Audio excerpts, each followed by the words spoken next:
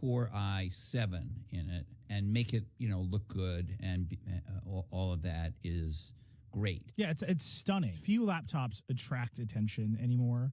And this one we have in the office, everyone wanted to come play with it. Right. It's not like furniture. Yeah. And, what Apple did with its latest laptop, the MacBook, the just plain pure MacBook, is it's 12 inches. It's actually more portable. I mean, it's not quite as thin. It's 13 millimeters. I mean, it's like a 2.7 millimeter difference. I'm not sure. I had a hard time telling with them next to each other, but it weighs less. It weighs 2 pounds, and this one weighs 2.45 or something like that. And so I would say overall they're both very portable. The MacBook is more portable because it's a 12-inch thing and it weighs less. But Apple chose to use a much wimpier processor, the Core M. Now, our friend Dieter, who we always mention in the podcast, and others, are using this MacBook and finding that they can do 70, 80% of everything they could do on a more powerful machine on it. And the trade-off is they can just throw it in their bag in a way that, it's just so much lighter and all of that. But I think HP managed to do some amazing things in something that thin. One is the full-blown Core i, where you could do everything. You could do anything. You could real serious video editing and all that kind of stuff, which you really can't quite do. I know some video editing can be done on this MacBook, but not to the same extent. They have a keyboard with real key travel, which is my biggest problem with the MacBook is that it has a very flat keyboard. Everyone says you get used to it, right. But you get used to it is not as good as I was able to deal with it and type normally on it instantly, right. Which is what is the case with the HP. However, there's a big however here with this HP. This is a premium device. They want to get into Apple's space, which is the premium space. So this is not quite as expensive as Apple. Hardly anyone is, but it's still about $1,170 to start. And it has terrible battery life in my tests. Apple claims, I think, 10 hours on the MacBook and 12 hours on the MacBook Air. And the Verge standard test and the Walt standard test, which are different, nevertheless, both show that Apple is about right, that you can actually get about what Apple claims. That's not their claim.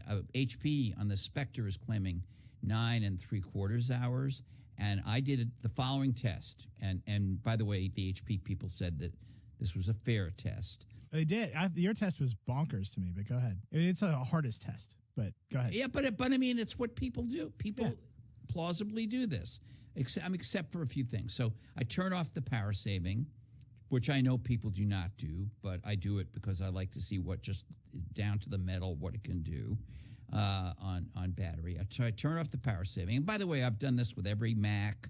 And with every Lenovo and with every other computer. So it's nothing special. I turn off the power saving. I turn up the screen to 100%. Every PC maker, including Apple, tends to do their tests at 50% screen. And I'm sure there are people out there that use 50% screen, and I'm sure that not everybody uses 100. But my bet is people use somewhere between 50 and 100, and they use different brightnesses for different things. But that's what I do. So I do that. I leave Wi-Fi on. I'm collecting email in the back, or tweets and things like that.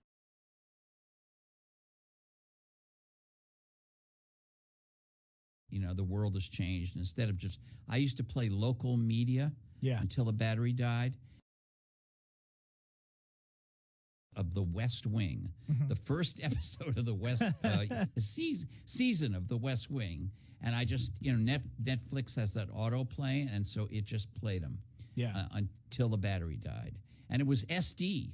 This was not moving as many pixels because The West Wing was 1999. This was SD, and one of the greatest TV shows ever.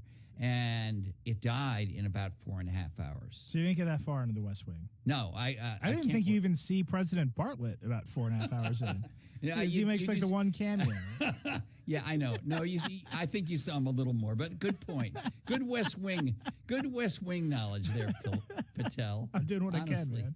You know, by the way, I have to plug. You know, there's a West Wing weekly podcast. Yes, there's a few. No, but there's one with Joshua Malina, the actor who was in The West Wing and a bunch of other Sorkin things, and then another guy who is more of a music guy, but who loves The West Wing. And they are doing, every week, they deconstruct one episode of The West Wing, and there are 7 years of episodes. Oh, my it's God. like 150 episodes. So they're doing every episode of The West Wing once a week, and I love the podcast. That's incredible. There's a plan. And by the way, the guy at HP, who the executive at HP, who I talked to a lot for this review, he's also listens to that podcast. It's very strange.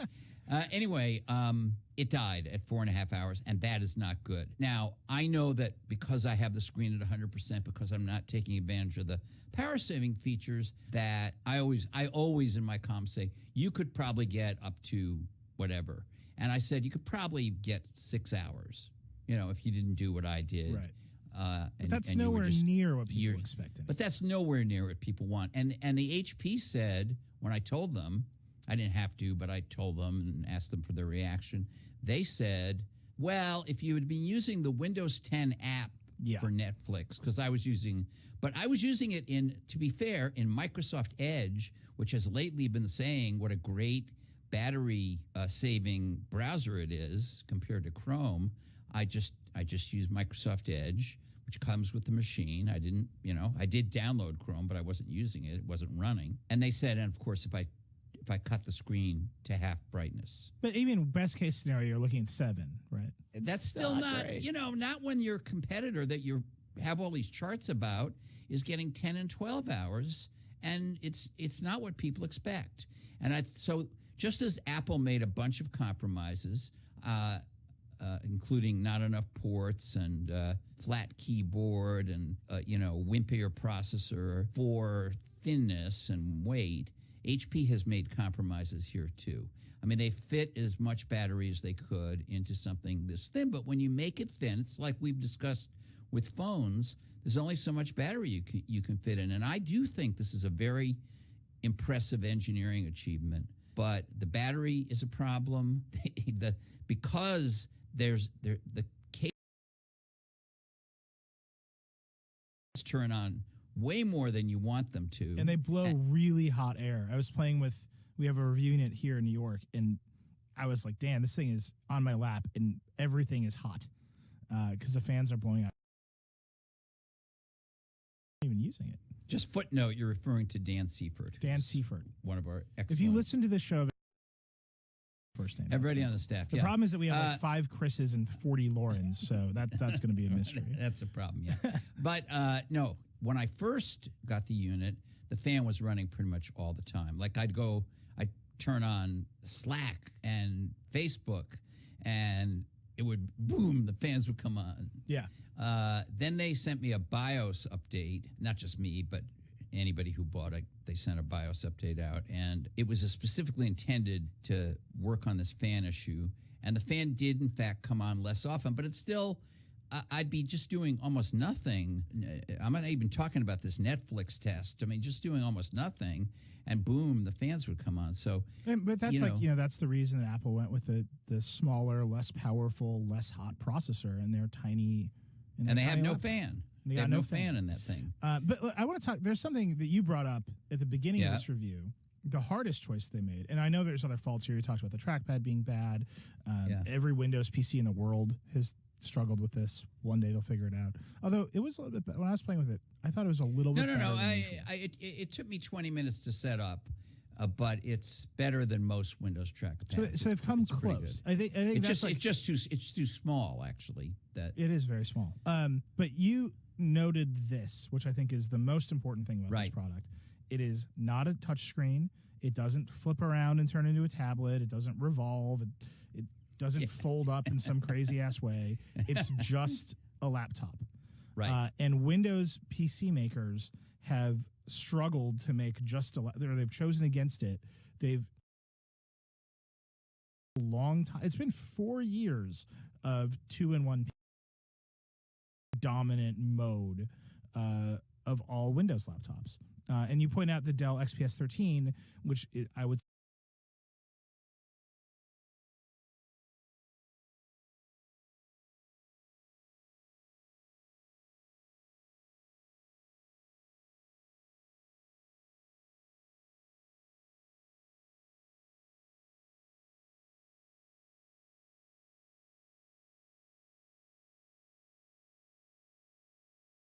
the two main PC OEMs, two of the big dominant ones, have decided their flagship products are just laptops. Right. I should point out both these companies do make 2-in-1s because the stores, you know, Best Buy and other stores want them on the shelves, and some customers buy them. But I will tell you that in my reporting over the last couple of years, talking to PC OEMs when they're off the record, they have said that all of their research shows that even though people think they want these 2-in-1s, they never use them that way. They never flip them around and use because them Windows as a has giant, traditionally, it's thick something tablet. good. Even this thing about downloading the Netflix app, it's not an intuitive thing to do on any PC, right? That's an intuitive thing to do on a mobile device or a tablet, perhaps. Right. But on a Well, it's because they have these two. They have a tablet type operating system munged in, which was the problem with Windows 8. It was really an enormous problem, and they've kind of, demoted it hugely in Windows 10, but it's still there. There still are two totally different kinds of apps in Windows 10. I didn't even get into that in this review, but I mean, if you're going to compare it to the Mac, and I have been critical, as you know, of some of the built-in apps that Apple has on not just iOS, but Mac OS now, I suppose we're supposed to call it. I'm happy to call it that. Despite all that, I still think by just saying, look, we're a desktop operating system, we've really worked on this, we've honed it. So is Microsoft, frankly, for the desktop part. We have this thing called the iPhone. We have this other thing called the iPad. Those have a tablet or a mobile operating system that operates on 10-finger touch. It's not the same thing. I mean, some of the architecture is the same, but the UX is not the same. And we're not trying to confuse you by putting all of that in Macs.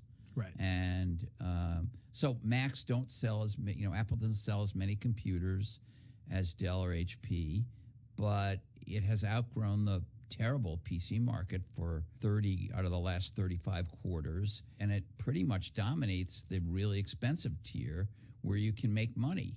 At $500 and $600 and $400, you can't make much money, which is one reason HP and other companies are trying to make these over $1,000, we're as good as a Mac laptops. And I think I am not a fan of these 2-in-1 things. And I got a couple of reviews. I mean, you've been reviewing them now. Windows 8 came out in 2011, 2012.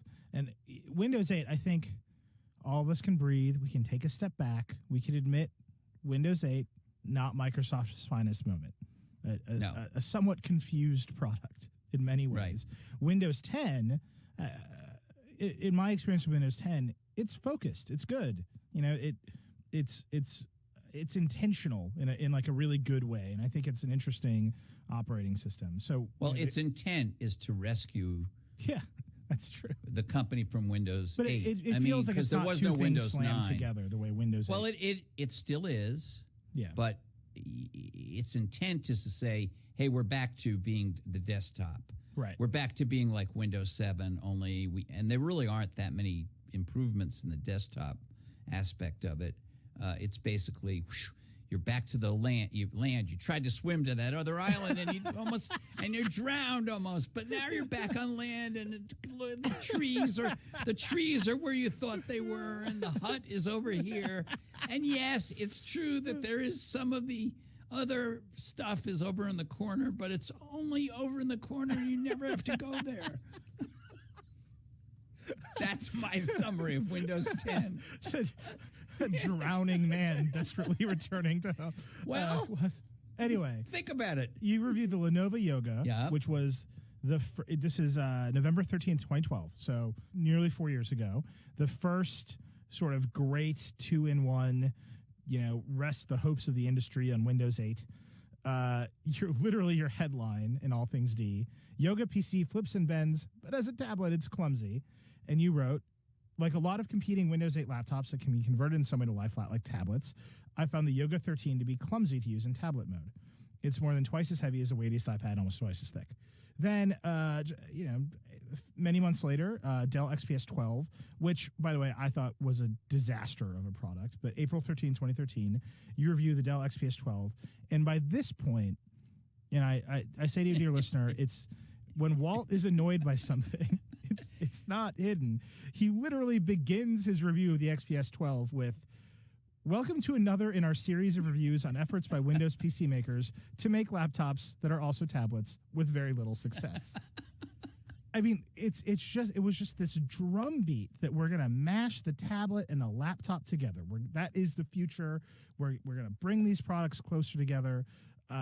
We've talked about it even recently in the context of Apple and the Mac and iOS, and they're kind of dancing around each other, and they're adding keyboards and pens to the iPad. But what is, I think, now abundantly clear is that the form factor of a laptop is inherently good. And there's no reason to totally mess with it, particularly when you're building a productivity device. So even something like the Surface, which is fundamentally a tablet, converts into something that looks much more like a laptop when you want to use it for productivity. Well, and most people that I ever see using them are running Windows desktop. I mean, it might as well be Windows 7, but it's in this tablety form. The hardware is in tablety form. But yeah. And then you see the iPad Pro, and to make it a productivity device, what they have to do? They had to add a keyboard to it that makes it act way more like a laptop. You buy it, the keyboard doesn't come with it, but who is buying a Pro without a keyboard? I don't even see that happening. So I think we've gone through 4 or 5 years of this. How do we, tablets are the future. How do we sort of preserve the laptopness? And we're coming back to the consumer and the market has answered. And the answer is very clearly, we just really like laptops. Yeah. Even if we buy 2-in-1s, we're not going to use them that way. And here is, like you said, a flagship, like Dell's flagship, and I don't feel as hostile to touchscreens as I do to the.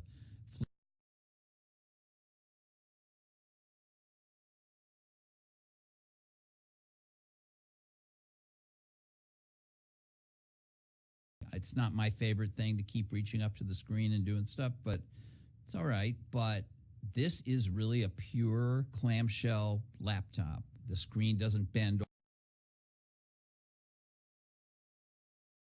I think it only does 120, and some purists are saying, it needs to do 132 or some ridiculous thing like that. It was fine. And, they even made special hinges with pistons in them and stuff like that. So I give them a lot of credit for that. The problem is just how thin can you get and then try to jam in these kind of processors and say you're going to preserve battery life and then that the fans aren't going to run all the time. I think that's the problem. Right. And it's interesting to just see these companies pushing in different directions around how do you get everything people want from a laptop, including power and battery life, and kind of arrive at wildly different trade-offs. And I think I love that single port MacBook. The MacBook is and I actually like the keyboard. I got used to it really fast. I felt really fast on it. But the lack of power, and this will lead us right into the next thing pretty well, the lack of ports, just I can't use that thing yet. It's not a realistic computer. Honestly, I have not bought one, and the fact that you and I have not bought that is. I bought one for my wife. She loves it. Can't get enough of it. But is your wife smart? If your wife's smarter than you? She's so much smarter than me. Yeah. Well, maybe there's it's a huge upgrade from her MacBook Air. Right. She had this old MacBook Air. But here's the thing: I bought her all these accessories. It's USB-C. It's got one port. I bought her all these accessories. I'm so worried she's going to be annoyed, and she just never uses them. It doesn't even occur to her. she just moved on and started. She used to charge her phone off it and her Fitbit off it and all this other stuff, and she just does it a different way. And I was like, does that bother you? She's like, whatever. But the improvements over the Retina screen, the trackpad's nicer, blah blah blah. It's smaller, it's so tiny. She loves it. And then Dieter bought a new one, and I inherited sort of his old one, which was sitting in the office, and tried it for a few days, and I was like, I honestly just can't get any work done on this thing. Well, the new one is supposed to be, 20% faster, but I'm going to wait a little and see what they do with it. I have said in one of those, I think you have an old clip of mine, actually my last Wall Street Journal column, where I listed 20 products or something, and I said the MacBook Air was the best laptop ever made, and I do believe that. But I'm open to the idea that I might go to one of these newer, thinner, smaller, lighter things, because in fact they're doing that to try to get you to upgrade your laptop, which people haven't been doing, and understanding that people want smaller devices. They're trying to make these things smaller without compromising too much. But here HP made a bunch of compromises that were one level. They would say they made no compromises, but I think the things they've done in making, quote, no compromises do compromise the thing. And Apple has made a bunch of more obvious compromises. But for instance, for Apple, battery life is like sacrosanct. So they will not do anything that will kill battery life. And they don't like fans at Apple. I mean, that's something they inherited from Steve Jobs. But let's talk about ports, Nilay. Let's talk about ports. Well, hold on. Let me read a quick ad, and then we'll come back and get into ports. All right. I got a lot of thoughts about ports. Let me introduce you to our sponsor. Ministry of Supply is a menswear brand launched out of MIT.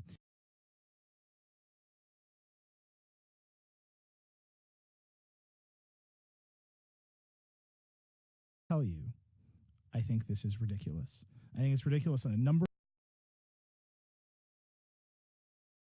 It is totally in Apple's character to do this. They are well known for ditching I/O. They got rid of the floppy drive and the optical drive, and the new MacBook has only one port, and it's a new port, USB-C. They got rid of the 30-pin connector on the iPhone and went to, they just do this.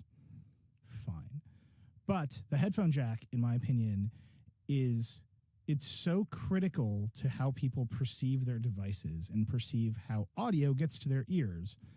And to not have an audio jack that's compatible with the universe of billions of audio devices and say, we're going to make you buy either an adapter, which will, because it's Apple, will almost certainly cost $29, or new headphones it's not consumer friendly, and it's not innovative in the right way.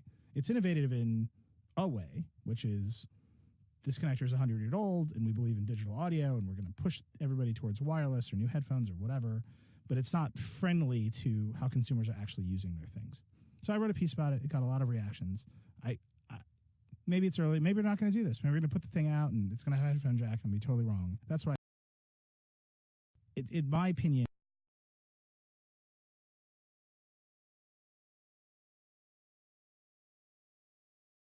first thing I want to say to our listeners, our loyal listeners, is that your friend Nilay and my friend Nilay was just so much calmer in what he just said than the way he wrote this on The Verge yesterday that it's almost unrecognizable.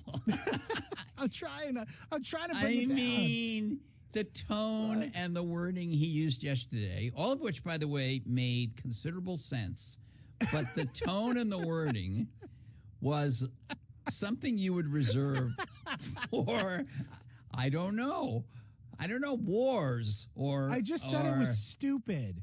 I say things are stupid all the time. No, that you just said comes with the it package. was user hostile. You used words like shitty and childish, and I mean there were a bunch of choice words in there. And and let me just... I stand by them. It was a rant. It was a rant. Absolutely. There are people listening to this who may remember that I have authored my share of similar rants. I mean, you mentioned that lead I wrote, and that was I have devoted entire columns, even in the Wall Street Journal years ago, to ranting about something I thought was just flatly outrageous and wrong in the tech business. Not only that, but when Apple did get rid of the floppy drive, even though there was an industry standard other kind of storage thing that they did have in the computer, which was a CD-ROM drive. I don't think it was writable on the very first iMac. I could be wrong, but it was there was something else out there. I excoriated them for it, and I can remember. I got it here. I can read it for you. Okay. iMac, a Waltz iMac review, July 30th, 1998. The one glaring design mistake in the iMac is that Apple decided to build it without a floppy disk drive. Indeed, without any removable storage medium at all. That makes it very hard to transfer files between the iMac and any other computer. Apple argues that the floppy disk is a dying product, too small at 1.44 megabytes to hold many of today's bulky data files. The company says it expects most iMac buyers to add higher capacity drives, such as iOmega's 100 megabyte zip drive. I had that, didn't you? I had that too. Just the idea that Apple is relying on the zip drive to do anything except fail was amazing.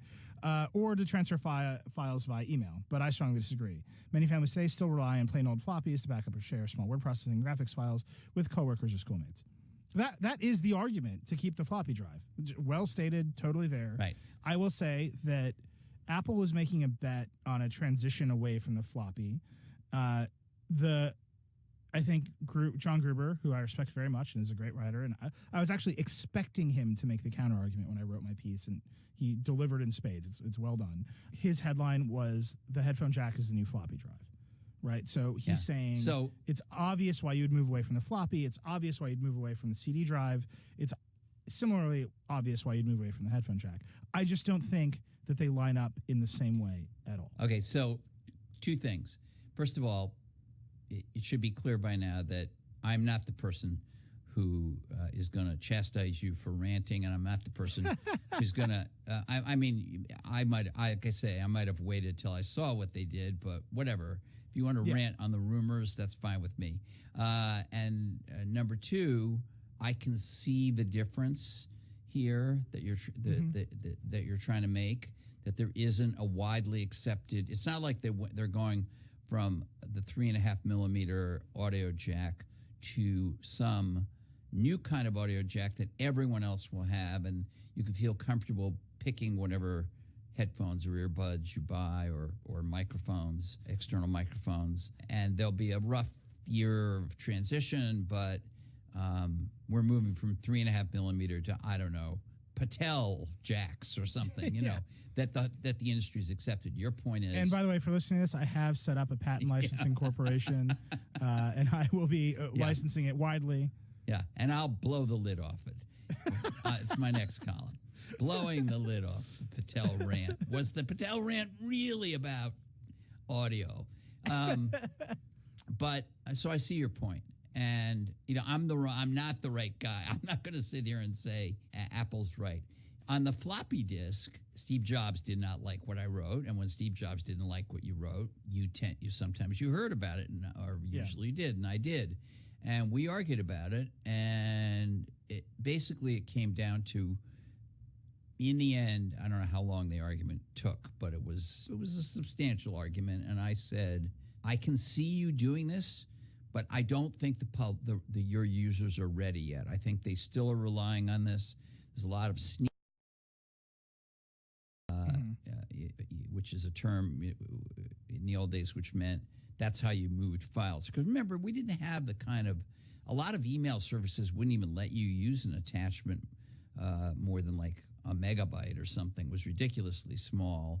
And cloud, things like Dropbox and all that stuff wasn't developed yet in any serious way. So what people did was sometimes they even snail mailed floppy disks to each other with data, or they walked. The sneaker net term came from walking across the office and saying, "Okay, here's the presentation." You can see it in old TV shows and movies. People doing that, and I argued that they were doing this too early, at least a year or two too early, and he just, he was always willing to cut off, as you said earlier, to cut off a previous I/O when he thought it had outlived its usefulness and that it was time to move on to something else. But I do think there are lots of issues I can imagine, if the rumors are right, with this headphone thing. First of all, it's going to immediately obsolete a bunch of investment that people have made in earbuds and headphones, sometimes very expensive headphones. And secondly, what if I want to charge my phone and still use my earbuds at the same time? I mean, maybe they'll have some pass-through thing built into the headphone connector. That's one reason I would, if I were writing the RAN, I might have waited till I actually saw the thing. But I think your point on the principle is right. And but what I'll say about floppy drives, and the reason I think it's so different. Okay, fine, you're going to kill floppy drives. You're going to put out a big new product, the iMac, and say floppy drives are dead. They did that in 1998. Apple kept selling pro computers and laptops and all sorts of stuff with floppy drives for like 3 more years, right? Like if you wanted to make a different choice, Apple was there. If you bought an iMac and you needed to use a floppy drive, you just bought a floppy drive and you put it on your desk and it sat there, and maybe it wasn't built in. Oh yeah, but you had to pay $100 or something for that. Right, but that's fine. But then you're done, right? You're not. I mean, in fact, if you go on in that column, I think I actually said exactly how much more this computer was going to cost you now, because they took it out and you were going to have to buy it as an external item. Yeah, but you could buy it. I mean, we had an iMac and we bought the floppy drive, and then we bought a zip drive, which promptly failed. We bought 90 more zip drives, and all of them promptly failed. What an amazing technology that everyone sort of remembers fondly, and then recalls that they all promptly failed. It was a very good technology. I think the QA on it wasn't so good. Yeah, it was a click of death. Was that what it was called? I also had an iOmega Jazz drive, which was oh my god, just that. Come on, literally just not. What was the other one? That was like the Dodge Dart of zip drives. Are you serious? Was it this? What was the other one? SiQuest. Yeah, those were all copies of the zip drive, which wasn't that good to begin with. Yeah, but there are all these like other competitors to the floppy. Oh my god, Eli. Bernoulli, that was the one, and the whole principle. Bernoulli, which worked on surface tension or something. The edges of the disc would fly up in the air. Yeah, this is the height of tech excitement. Oh my god! But my point is, even if you fine, it's more expensive, and the big argument with difference is, and this is a huge difference that's worth considering. When you said, suck it up, buy the floppy drive, okay, you could do that. You plugged it in. Then it was a permanent fixture of an immobile computer that was never going anywhere else and magically had become compatible with every other computer. But you're right. Even though it was still not going anywhere. Suck it up by an adapter for a mobile device, particularly a device as constantly mobile as your phone and as critical, the primary computing device for millions of people, to say it needs an adapter to be compatible with about audio is radically different than the floppy drive, especially when the argument you're making to Steve Jobs is, well, you're a year too early, and he says, we're making the bet, be bold. There's something new on the horizon, which is either local networks or the internet or SiQuest drives or whatever the hell they were called. You knew that there was a better, well, it was writable CDs. That's what he was right. But that's what he was whatever thinking. It was, right? There was a better, higher capacity storage, more reliable medium on the horizon that you could go to. Right. There is not that thing. It is impossible to truly articulate a benefit for leaving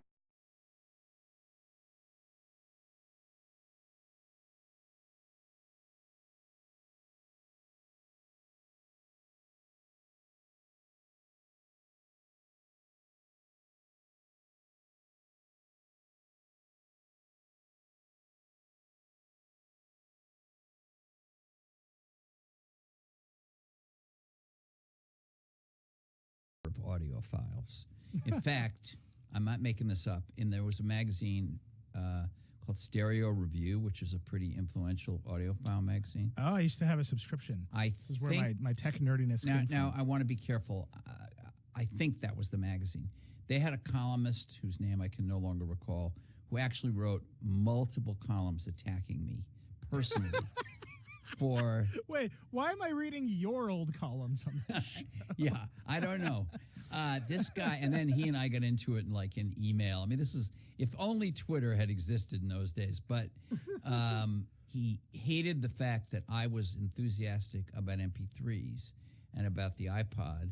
But every time I would review them, I would merely say it sounded great or something like that. Or if I reviewed something that was bad, I would say, oh, it sounded distorted or scratchy. He was pissed that I was not paying attention to the audio.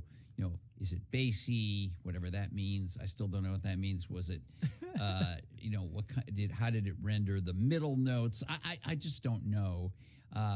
So I just want to be a devil's advocate on your audio point.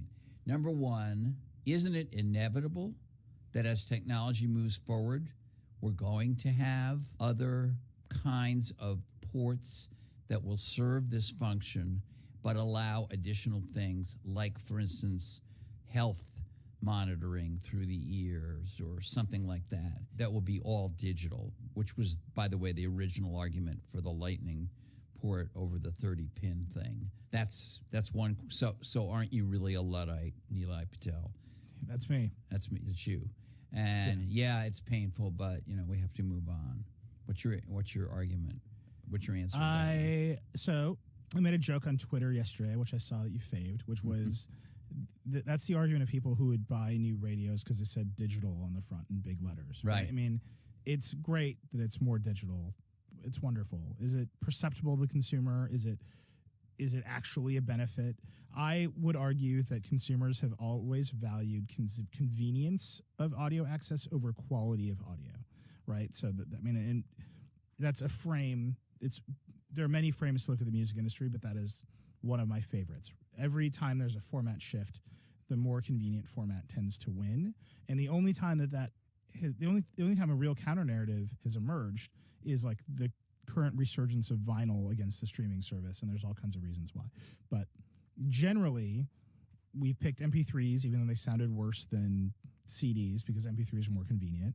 We're picking streaming services over MP3s, even though sometimes the streaming services sound worse, particularly over mobile connections. And a lot of people just pick YouTube, which sounds awful because it's super convenient. Okay, so there's that. Like the audio quality thing, I do think is it's a red herring.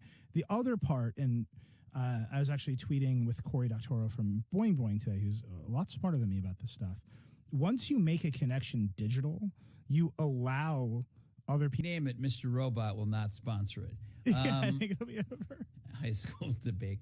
The second point is just that unlike in the previous examples you cited, and which I cited, about Apple, you know, and I.O., which we should point out, by the way, even if I objected to it or you objected to it or it was too early, generally they've made the right call. This isn't a physical thing, but they made the right call on Flash and on some other things that were very controversial. But even if it's you're going to be mad at Apple, as we said earlier, they're not even the first ones doing this. They're not. There are two other. One is a Moto phone, flagship phone, and the other is